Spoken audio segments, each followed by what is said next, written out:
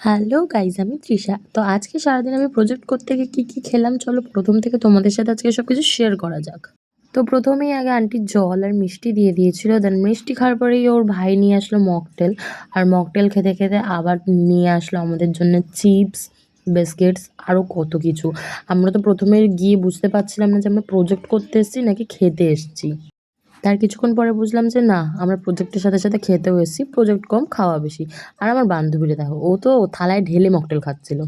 যাই হোক, তারপরে একটু লেখালেখি করলাম। আর হ্যাঁ, আমাদের কাছে বক্স ছিল না বলে আমার ফ্রেন্ড ওই একটা ঘটির মধ্যে ফোন ঢুকিয়ে নিয়ে বক্স বানিয়েছিল, কিন্তু আওয়াজ কিন্তু ভালো আসছিল।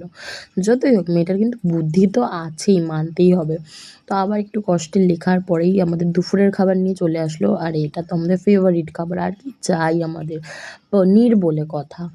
তো যাই হোক, তারপরে খাওয়া দাওয়ার পরে আবার একটু ভুলভাল কাজ করে মজা মাস্তি করে দেন আবার সব করে আমরা বাড়ি চলে আসলাম। তো তারপর আর কোনো ক্লিপ নেওয়া হয়নি।